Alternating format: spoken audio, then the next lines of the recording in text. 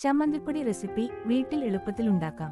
നമ്മുടെ നാടൻ ഭക്ഷണങ്ങളായ ദോശ, ഇഡ്ലി, കഞ്ഞി, ചോറിന് ഒപ്പം സൂപ്പർ കോമ്പിനേഷനായ ഒരു രുചികരമായ ചമ്മന്തിപ്പൊടി ഇന്ന് വീട്ടിൽ എളുപ്പത്തിൽ ഉണ്ടാക്കാം. ഒരിക്കൽ ഉണ്ടാക്കി വെച്ചാൽ ഒരു മാസം വരെ കേടാകാതെ സൂക്ഷിക്കാം. ആവശ്യമായ സാധനങ്ങൾ: തേങ്ങ ചിരകിയത് 4 കപ്പ്, പുളി നെല്ലിക്ക വലിപ്പത്തിൽ, ഉപ്പ് ആവശ്യത്തിന്, കറിവേപ്പില 5 തണ്ട്, ഇഞ്ചി ചെറിയ കഷണം, മല്ലിപ്പൊടി 1/2 സ്പൂൺ, മുളകുപൊടി 2 സ്പൂൺ.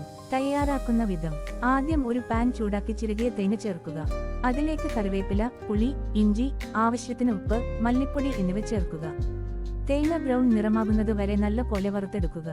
ശേഷം 2 സ്പൂൺ മുളകുപൊടി ചേർത്ത് നന്നായി ഇളക്കുക. തീ ഓഫ് ചെയ്ത് പൂർണ്ണമായും തണുപ്പിക്കുക.